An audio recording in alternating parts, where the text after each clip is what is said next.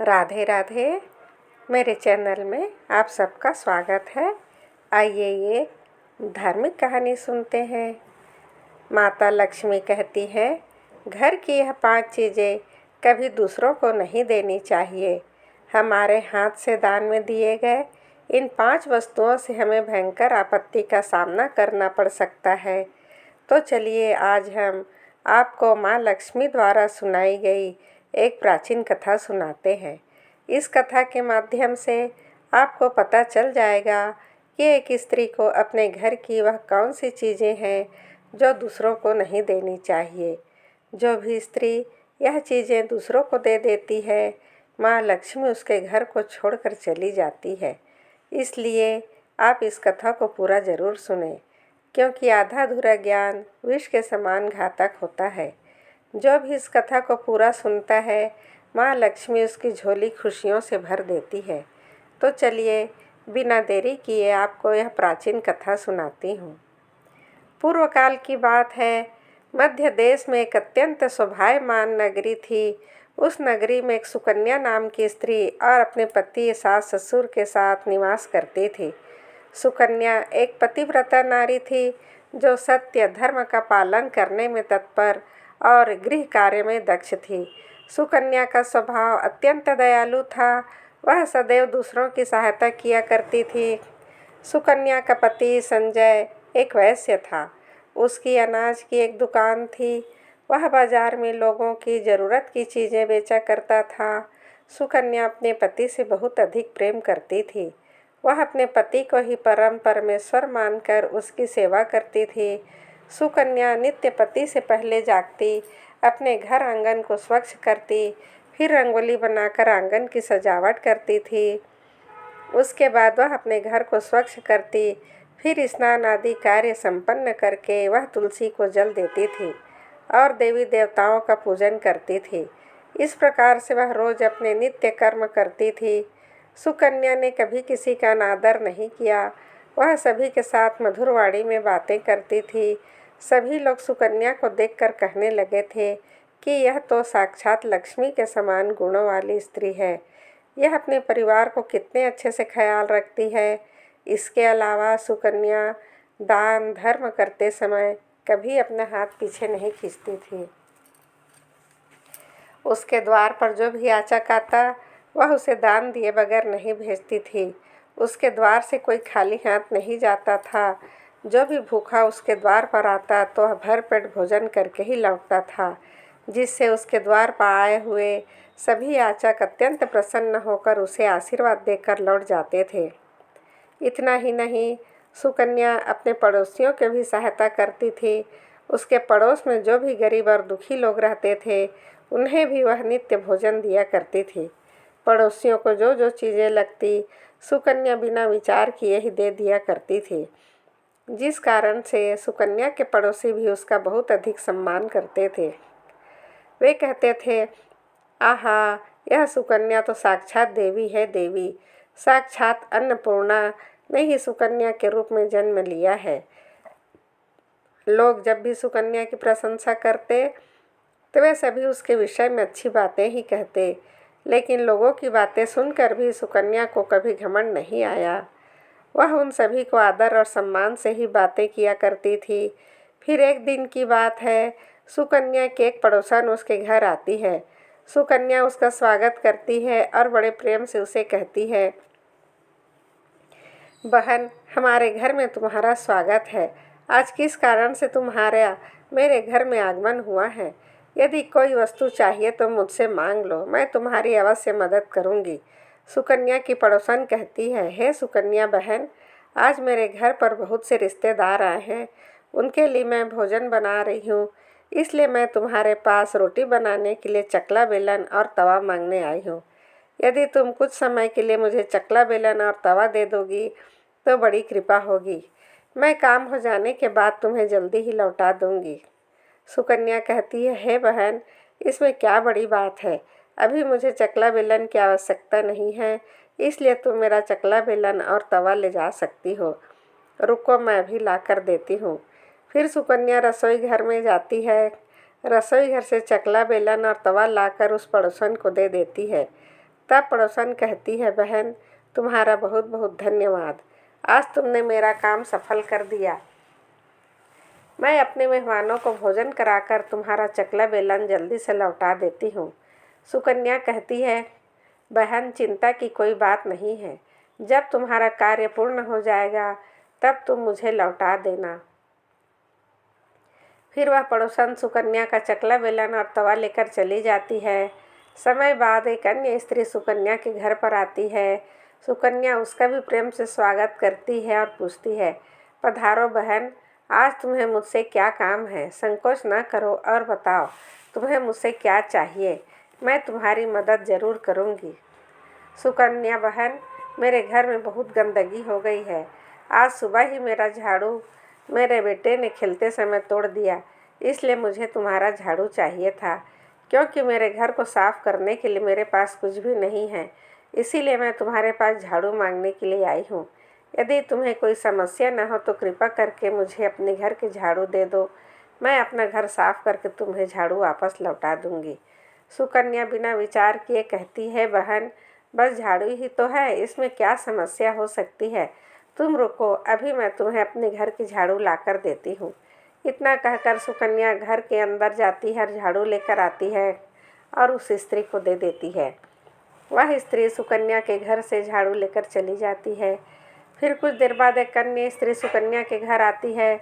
सुकन्या उसका भी बड़े प्रेम से स्वागत करती है और कहती है, पधारो बहन, क्या बात है? आज मेरे घर में किस कारण से आना हुआ है? तुम्हें जो कुछ भी चाहिए निसंकोच होकर कहो, मैं तुम्हारी सहायता करने का प्रयास करूँगी। तब वह स्त्री कहती है, हे सुकन्या बहन, तुम बड़ी दयालु हो। मैंने तुम्हारे बारे में बहुत सुना है और तुम सभी की मदद करती रहती हो, इसलिए मैं तुम्हारे पास एक छोटी सी मदद मांगने के लिए आई हूँ। सुकन्या कहती है, हे बहन संकोच ना करो, तुम्हें जो कुछ भी चाहिए मांग लो। यदि मेरे बस में होगा तो मैं मना नहीं करूँगी, मैं तुम्हारी सहायता अवश्य करूँगी। तब वह स्त्री कहती है, हे सुकन्या बहन, आज मेरी बेटी को देखने के लिए लड़के वाले आ रहे हैं, इसलिए मैं चिंता में हूँ। मेरे पास पहनने के लिए एक भी गहना नहीं है, मैं अपनी बेटी को क्या दूँ? उसके पास पहनने के लिए अच्छे वस्त्र भी नहीं हैं, इसीलिए कृपा करके आप थोड़े गहने और वस्त्र उधार में दे दें, केवल एक दिन के लिए। जब लड़के वाले देख कर चले जाएंगे तो मैं तुम्हारे गहने लौटा दूँगी। उस पड़ोसन की बात सुनकर सुकन्या कहती है, बस इतनी सी बात, तुम चिंता मत करो, तुम्हारी पुत्री मेरी छोटी बहन के जैसी है, मैं उसकी सहायता अवश्य करूँगी। मैं अभी तुम्हें मेरे गहने और साड़ी देती हूँ, जिसे पहनकर तुम्हारी पुत्री राजकुमारी लगेगी। फिर सुकन्या अंदर जाती है, गहने और साड़ी लेकर आती है और उस पड़ोसन को दे देती है। वह पड़ोसन प्रसन्न होकर सुकन्या के गहने और साड़ी लेकर चली जाती है। फिर शाम हो जाती है और अन्य एक पड़ोसन सुकन्या के घर आती है। सुकन्या उसका भी बड़े प्रेम से स्वागत करती है और कहती है, पधारो बहन, आज किस कारण से मेरे घर पर आना हुआ? बताओ, मैं तुम्हारी किस प्रकार से सहायता कर सकती हूँ? तुम्हें जो कुछ चाहिए निसंकोच होकर कहो, मैं तुम्हारी मदद ज़रूर करूँगी। वह पड़ोसन कहती है, हे सुकन्या बहन, तुम बड़ी दयालु हो और तुम सभी की मदद करती हो, इसलिए मैं तुम्हारे पास आई हूँ।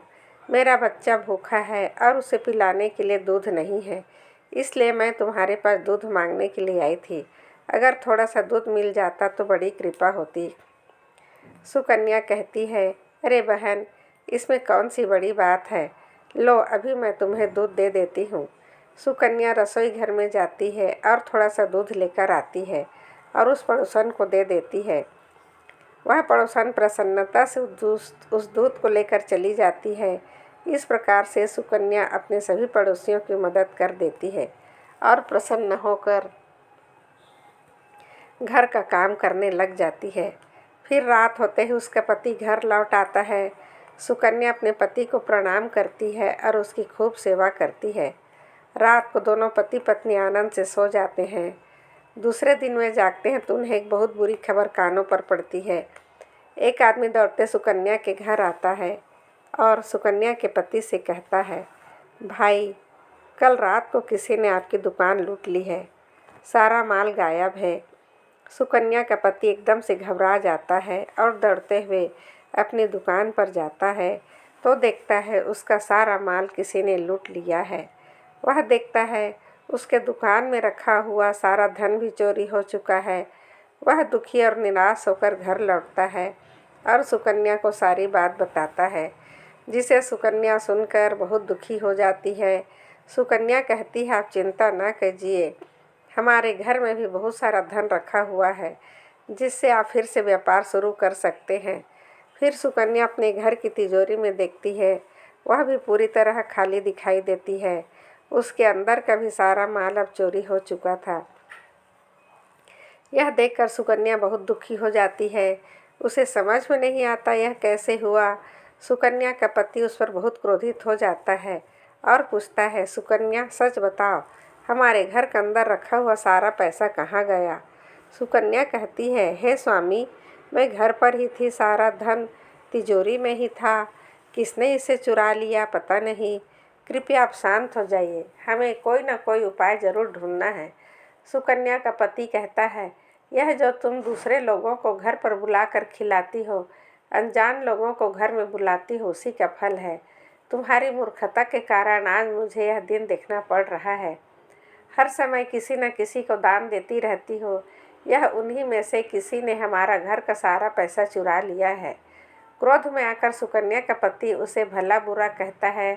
सुकन्या की सास भी उसे बहुत कोसती है और कहती है, तुम ही इन पड़ोसियों को घर की चीज़ें देती रहती हो, बिना सोचे समझे मदद करते रहती हो, उन्हीं में से किसी ने सारा पैसा चुरा लिया है। घर के सभी लोग सुकन्या को भला बुरा कहने लगते हैं। फिर सुकन्या अपने पति को दिलासा देते हुए कहती है, हे नाथ, मेरे कुछ गहने कपड़े हमारे पड़ोसन को दिए हैं, मैं उसके पास से गहने लेकर वापस आती हूँ। फिर सुकन्या उस गरीब पड़ोसन के घर पर जाती है तो देखती है उसके घर पर कोई नहीं है। वह स्त्री भी घर छोड़कर सुकन्या के गहने लेकर भाग गई होती है। सुकन्या निराश होकर घर पर लौटती है और अपने पति को सारी बात बता देती है। सुकन्या की बात सुनकर उसका पति आग बबूला हो जाता है और सुकन्या को भला बुरा कहने लगता है। सुकन्या का पति कहता है, तुम्हारी मूर्खता के कारण आज मुझे यह दिन देखना पड़ रहा है। हर समय किसी न किसी को दान देती रहती हो, यह उन्हीं में से किसी ने घर का सारा पैसा चुरा लिया। सुकन्या, तुम बड़ी मूर्ख हो, तुम्हारे ही कारण हमारा सब धन वैभव चला गया है।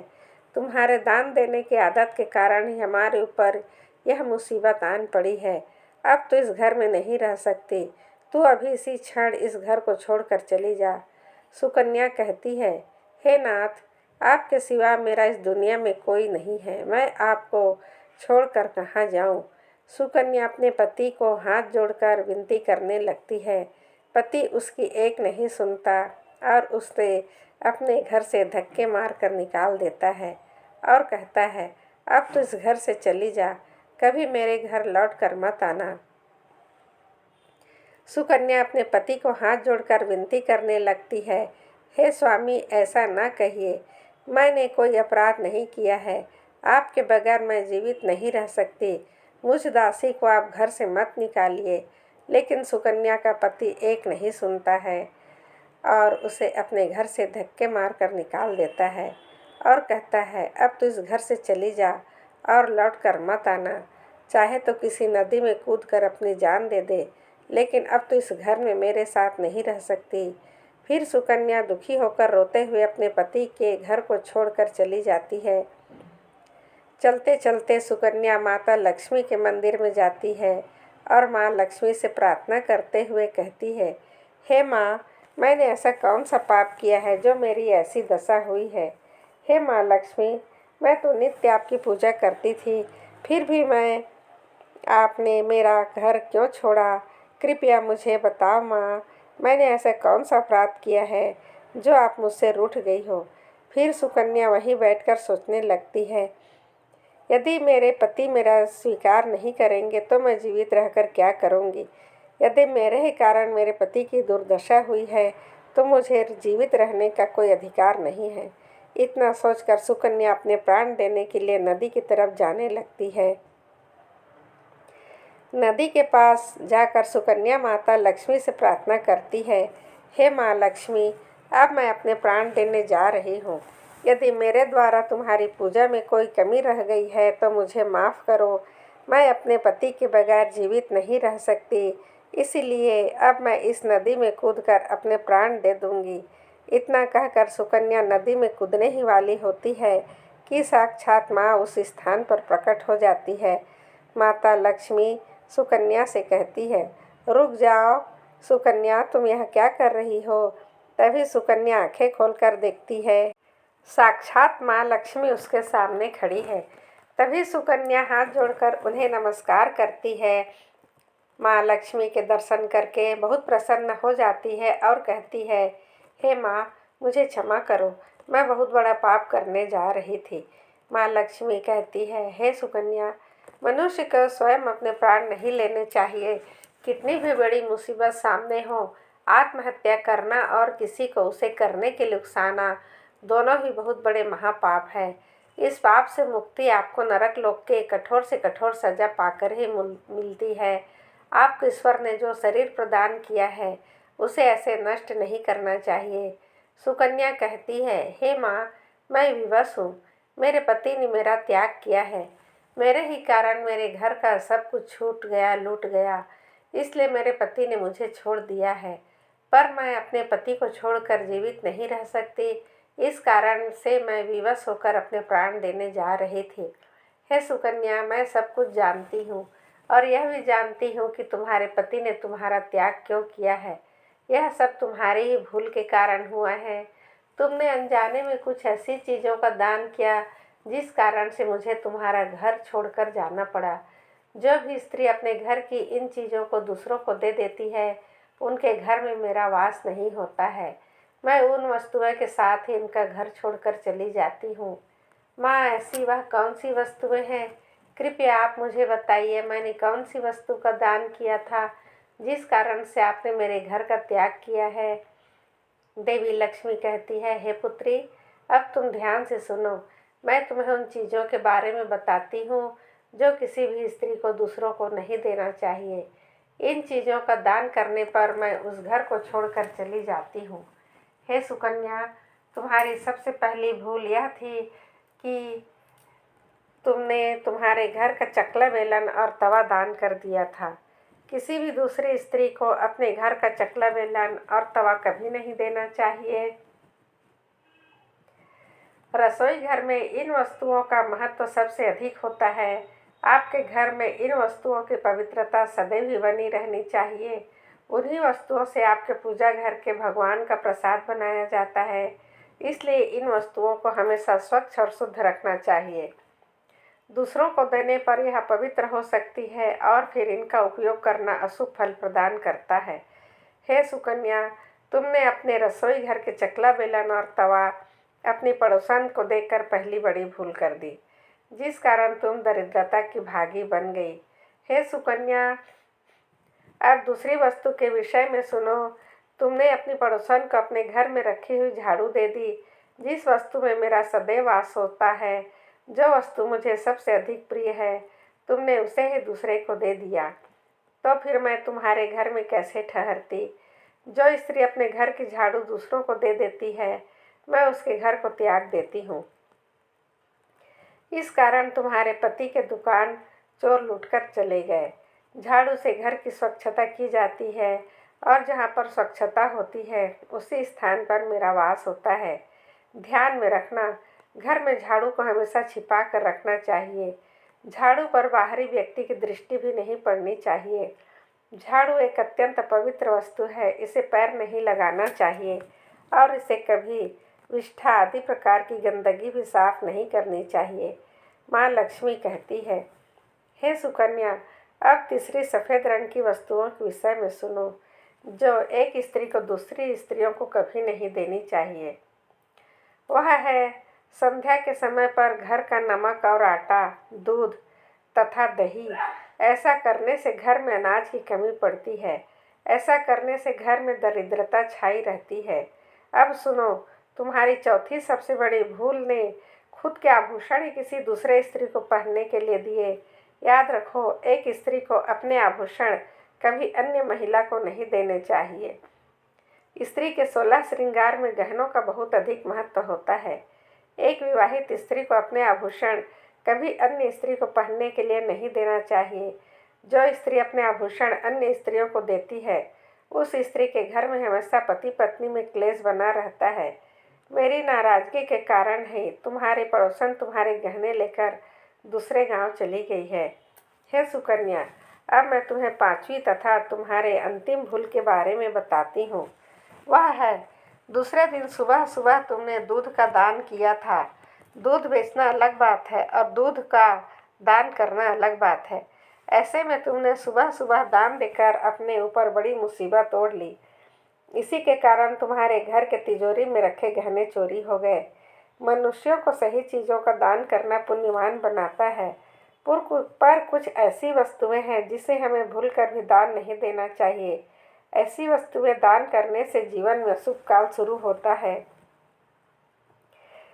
सारी गलत चीज़ों का दान करके मेरी वक्र दृष्टि का अनुभव किया। सुकन्या कहती है, हे माँ लक्ष्मी, मुझसे बड़ी भूल हो गई। मैं इन बातों से अनजान थी। कृपया मुझे क्षमा करो और अब मुझे प्रायश्चित करने का उपाय बताओ। देवी लक्ष्मी कहती है, हे सुकन्या, तुमने प्रायश्चित पहले ही कर लिया है। जो दुख तुम्हें भुगतना पड़ा वही तुम्हारी सजा थी। अब मैं तुम्हें तुम्हारे अच्छे कर्मों के कारण माफ़ कर देती हूँ। इसीलिए अब तुम अपने घर पर लौट जाओ। मैं तुम्हें तुम्हारा संपूर्ण वैभव और धन संपत्ति तुम्हें लौटा देती हूँ। इतना कहकर माँ लक्ष्मी उस स्थान से अंतर ध्यान हो जाती है। फिर सुकन्या भी माँ लक्ष्मी को धन्यवाद करती है और उस स्थान से घर के तरफ जाने लगती है। तभी उसका पति ढूंढते हुए उसी की तरफ आ रहा होता है। वह सुकन्या के पास आकर क्षमा मांगता है और कहता है, सुकन्या, मुझे माफ़ करो। मैंने तुम्हें बहुत भला बुरा कहा था। तुम तो साक्षात देवी के समान हो। माँ लक्ष्मी की कृपा से हमें अपना सारा धन वैभव वापस मिल गया है। जिन लोगों ने हमारा धन लूटा था, उन सभी ने हमारा धन लौटा दिया और तुम्हारा नाम लेते हुए क्षमा मांग लिया। यह सुनकर सुकन्या बहुत प्रसन्न होती है और अपने पति के साथ घर लौट जाती है। माँ लक्ष्मी की कृपा से सुकन्या के घर में फिर से सुख समृद्धि आती है। उसके बाद से सुकन्या ने अपने घर की यह सारी चीज़ें कभी दूसरों को नहीं दी। उम्मीद है आपको यह कथा पसंद आई होगी।